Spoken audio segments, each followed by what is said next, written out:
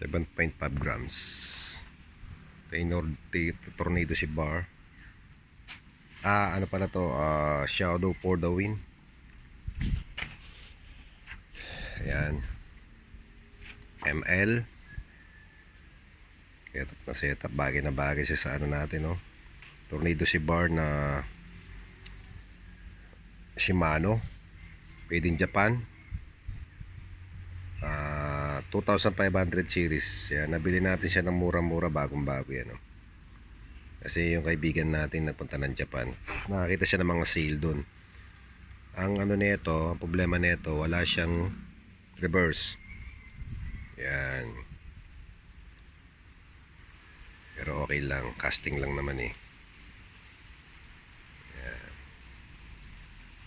Ganda niya, diba?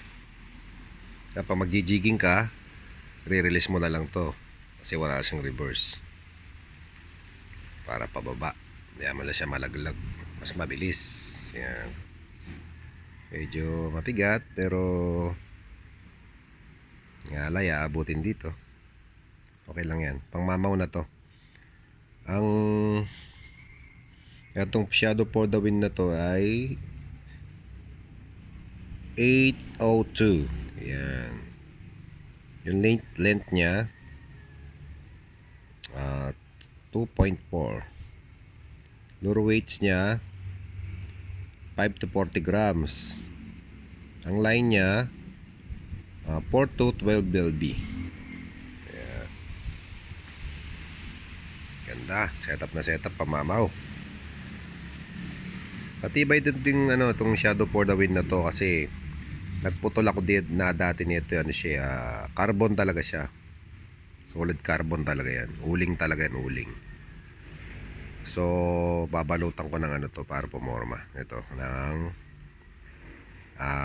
tawag dito. Babalutan ko siya ng carbon. Yeah. Okay, ganito na lang. Yan ako lang sa inyo. Share ko lang yung tamang setup ng okay na rin to sa pangmamaw. Kaya nito ng mga